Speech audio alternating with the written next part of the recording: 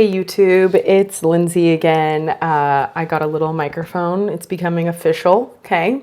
Um, I'm testing this out, so hopefully the audio sounds okay. But I just wanted to jump on here and do a little YouTube video about going through changes because I really don't think we're taught how to do that. I don't think that we understand how to cope with that. And I think a lot of unhealthy things happen for people. And I've had a lot of growth in that area, unfortunately, because I've had to. But I also don't think that's a bad thing. I think that's a really good thing. So today, my roommate, whom I adored, she couldn't afford the room she was in, and there were some specific things about who she was able to live with, and we just weren't able to find a second roommate to move into the other room and keep her rent affordable, and rent went up for me. And so totally like cordial ending, and everything is great. It's fine. There's nothing bad happened other than like a financial situation for me. But I knew that would happen when I moved into this house. And I know that happens when you have, renters and things like that. So basically, she just said last minute, I'm moving out actually on Sunday, like 2 days ago. And I was just like, oh my gosh, like this is a huge change. I'm going to be missing her, number one. Number two, I'm going to be alone in my house until new people move in. And there's also an adjustment to whoever new moves in. And obviously there's just a difficult thing for anyone. I'm a Virgo. I like to control things. I maybe slight OCD, but I don't feel like it. I just like my house to be nice, and I like my things the way I like them. We're so quick to like label things. I think I just like nice things. But so that's just, it was an adjustment 9 months ago when she moved in. And now it's an adjustment again. And I felt this weird feeling of like sadness, but like relief, just like not sure how to feel. And I was like, what is this feeling? Like emotional maturity is checking in with yourself and like allowing yourself just to sit there and feel something. And like then when it comes up, like dealing with it and figuring out, how do I cope with this, and not just stuff it down and not just like pretend like it's not happening and like moving on to the next thing.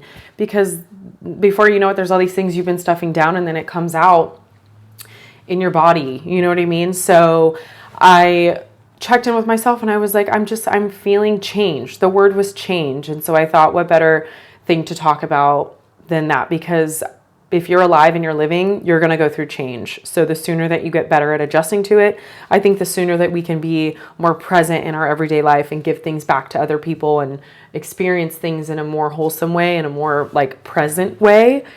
So, so she just like, I left for church, I came back, and she's packing some things up. And when I left, everything was exactly the same. So I was like, is she moving out today? I'm not exactly sure.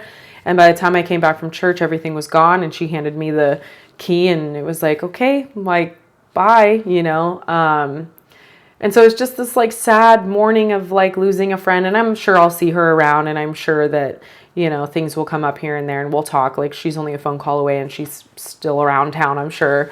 But it just changes and people go in different ways, and our age range was very different. So it's just like, oh my gosh, like I thought maybe I would live with this girl for a while and see her through relationships, or see her through, getting engaged. Like I have these big hopes and things for people that I have in my life because they mean a lot to me. And sometimes things don't go our plans. Most of the time they don't go our plan, right? But yeah, I gave her a hug and I was like, okay, I'll talk to you soon. And she drove away, and then I just sat here kind of like, damn, like, what do I do? And like, I wanted to like run away. I wanted to cry. I wanted to like freak out. I wanted to like do something. And I thought, why don't I just sit with myself and feel what this is like, or check in with myself and just process it, so I'm kind of here doing it with you guys. And hopefully that's relatable. Hopefully that's something that you're like, wow, okay, cool. That's another option. If you're just like, I don't like this. I don't like how I feel. I have anxiety, and you want to go drink, or you want to go run away, or you have these other things that we do. Maybe you could just sit with me and you can feel whatever it is that you're feeling, and know that it's just a feeling. It's not reality. And we have the choice whether we want to change that or not. If we want to how you want it to go. Do you want it to affect your whole day? Do you want it to affect your whole week, your whole life trajectory of your week? Or do you want to kind of process it, deal with it, and then turn it into something great, possibly, you know? So I'm just here to like talk to you guys, be real with you guys about real life things. And I appreciate you guys being here with me. And it helps, even though I might not ever meet some of you guys, it helps to know that there's people on the other end that are going through change and living life. And we're kind of all in this journey together. And that we have this platform that we can connect on where I would have never connected with you guys. So right now in this moment, I'm feeling sadness for that, but I'm also feeling excited because for over 2 weeks, I have the whole house to myself. So, you know, not that I have crazy parties or anything wild happens or whatever. It's peace. It's a moment of clarity without somebody else in your energy. It's a moment to just feel accomplished that I have to prorate her back rent, and I had to give her back her deposit. So a pretty big financial situation out of nowhere. And I had to cancel a trip to Vegas that I was looking forward to for over 6 months. But I had to be responsible and keep my word and do those things. So instead of going and spending money and all this stuff, I was like, let me just go ahead and be responsible, save my money, and then just have some alone time. You know what I mean? Like, not being afraid to just be alone is such a huge thing for so many people that they struggle with, because I don't think we're designed to be alone. And I know some people that they tend to isolate and they pull away from connection. And it's just a coping mechanism. And like, there's nothing wrong with doing that for a period of time. But I want to encourage you guys to know that we're not designed to be that way, and it's not good for you. And who you have in your space is very important. Who you have to talk to and gossip and give you advice and all these things is very, very important. And I used to be a very codependent person. I hated being alone. I would jump from relationship to relationship to relationship. And I just, as soon as that person or whoever in my life or group of friends or whatever, as soon as they were gone, I felt like I had nothing left. And I had put so much of my identity into that person that when they were gone, it just completely rocked who I was, you know. And I hated that about my life, and I wanted to fix it. I wanted to be that person. And I saw this girl and I saw these other people in my life that they were cool. They went to the movies by themselves. They were fine to live alone. They were content in their life, and they were whole. Like, things that other people did or said kind of just bounced off of them. And for me, it was like just everything affected me, and like it was my identity. The way that people treated me, were in my life, or what they did to me or whatever was my identity. And I worked really, really, really hard to try to unlearn those behaviors. And I had both my parents when I was younger. My mom struggled with addiction for a long time. She's since passed away 10 weeks ago, not from drug addiction, but from some health problems. Most likely, you know, part of drug addiction had something to do with it. But, you know, the way that I grew up was very codependent.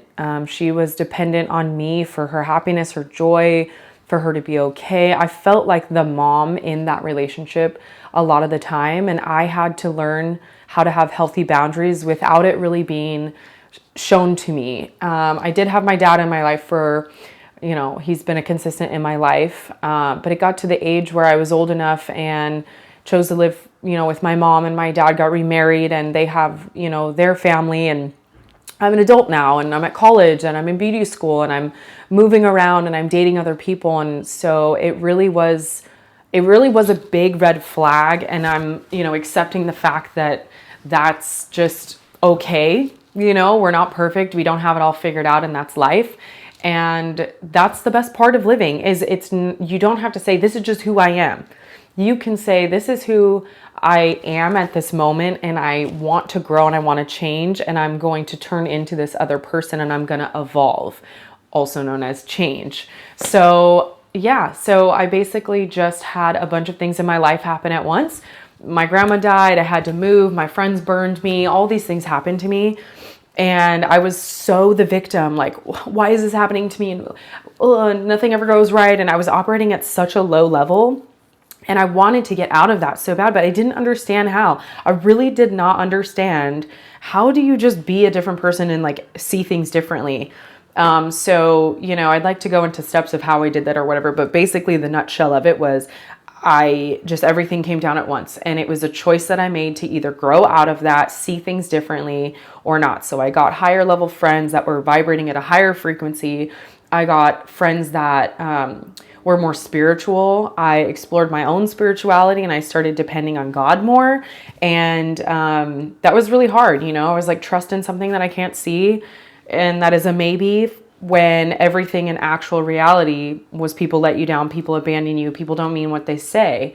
So I since found my way and had gotten married, gotten divorced right away. I'll go into another YouTube about that.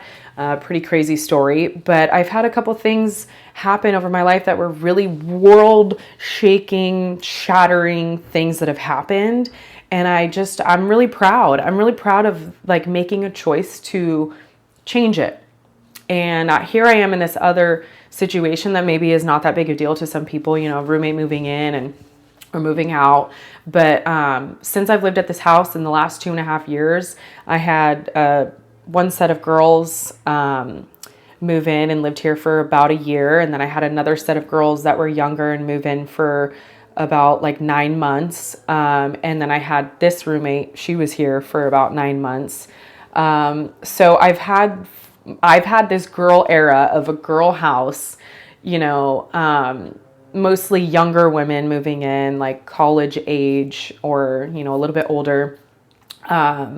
And there's been a lot to it. I mean, juggling different personalities and how they clean things and how they operate and the temperature of the air and leaving windows open and finances and just all the different things with roommates has not been ideal a lot of the time. But what it's taught me was this is my girl era, right? Like this was you get to have fun. And like, I'm 35, I'm turning 36. And it was like, one day there's going to be a husband around and there's going to be kids around and I'm going to be with those people 24/7, hopefully, right? That's the goal. And so I was like, I just want to do me in a girl house. And I didn't want to live alone. I wasn't mentally, I don't think it was going to benefit me to live alone completely by myself. I feel like I get a little too depressed. I get a little too isolated. And what had happened to me was pretty brutal. So it's been a really fun journey with girls. And even though some of them didn't end well and some things went south, for the most part, you know, cordial with everybody and life moves on and they're all in good places and they've all found their way. And I'm still here, and it's weird to just be, you know, still here after people change and deal with the emptiness for a little bit, you know? So sorry, I almost lost you guys. So yeah, with all that being said, sorry, it's kind of interesting to figure out this microphone situation. With all that being said, I love this house. It's been my safe space. It's been my comfort, and, you know, I've furnished it and I'm really proud of it and I love it. And I don't want to leave until they basically kick me out. I have a really good relationship with the landlords, and, you know, they do want to sell it eventually. And my goal is that maybe I would be able to have enough money to buy it because everything's remodeled and it's exactly how I would want it. So I'm just super grateful that I have the means and the work ethic and the business to be able to stay afloat and make things happen. It's pretty dusty in this room. There's a bunch of floaters in here, but yeah, so this era is now going to be a reset for the next 2 weeks of clearing out anything in the garage I don't want and just clearing out old energy, opening up the windows, letting some light in, changing a couple things, patching holes in painting. And I really am choosing to make it a positive experience, even though I feel sad right now and I'm feeling change and that weird feeling of this scary part of what happens next. How are the next roommates? Is it going to be okay? Is it going to be awful? Am I going to have to move out quickly? But just trying to make small little micro choices about making it a positive experience. So a couple of things I did to get myself to a better place was, as soon as you have a negative thought, like, what if it doesn't go well? Replace it with as many positive things as you can. So it would look like, what if it goes great? What if I love it? What if I get new best friends? What if I meet somebody from one of their friends? What if I can afford to save a ton of money and financially feel more secure? What if I'm able to get a new car? What if I find an amazing huge house after I leave this house that's a dream come true with a freaking pool and, whatever. Like, the possibilities are endless if you try to switch your mentality to being a little bit more positive. So if you think you're not going to have negative thoughts, or you think that you're not going to experience negative things in life, that's a joke. Get over that right now, because life is full of bumps in the road. 100%. And the more that you try to push them away, you try to ignore that, I'm sorry, but it's going to get worse and harder. My favorite sweatshirt I have from TikTok shop is hang in there, it gets worse. I just think that's so funny. So yeah, things can get worse, things can grow and change, and they're not always ideal, but there is always a silver lining in anything if you choose to look at it that way. And I think of all the rich people who just never have enough. They're never content. They're always chasing the next thing. And I do someone's hair and they love their hair and it looks perfect. And then they're immediately like, I need to get Botox, or like, oh, my outfit. Like, we're always looking for something else that's wrong or negative or whatever. And I think the trick is being content with where you're at and what you have at that time. And that's very, very difficult to do. But how much more life do you feel like you'd be living if you were present, even in the negative? So yeah, and I think about the homeless person who has literally nothing, hasn't had a shower. They don't know where they're getting their next meal. And there's all these videos of them offering change to a friend of theirs, or, these really cool YouTube people who go and they ask them for like, hey, I need $1. And then a homeless guy gives you $1. And then there's all these rich people walking by who have millions of dollars and they can't give up $1. So really the people, it's a choice. Like, it really is a choice, you guys. And I try to remember that I have a choice. I have free will. I have the choice to sit and just experience life in a way that I choose to experience it. And that doesn't mean being delusional. That doesn't mean pretending things the bad aren't going to happen. It's Amor, Fati. So something that I don't have any tattoos, something that I would love to get tattooed on my body is Amor, Fati. And it just means the love of one's fate. It is what it is. It's, even in the bad times, you're still alive and it's still an experience. In love, there's always loss. There's always heartbreak. In life, there's always death. Like, there's always going to be the yin and the yang to things, but it's all an experience about being alive and experiencing all things. And I used to chase only happiness, and I'm finding my way of being content, maybe not happy, maybe not joyful, maybe I feel sad, but being like, I'm grateful that I'm alive to have these emotions and these feelings and feel them. We're so scared to feel them, and they're just feelings. So like, comment, subscribe, you guys, if you want more of this kind of content. Thank you for being a part of this journey with me and giving me the space to be able to just talk it through with you guys. I already feel centered. I already feel happier. I already feel joy expressing and talking, and I want you guys to do the same thing. My channel is completely a safe space. Please comment, please connect with me if you relate to anything about change or you want help. I feel like if you don't know where to start, hopefully something in this video gave you a little something or inspired you for some, in some way.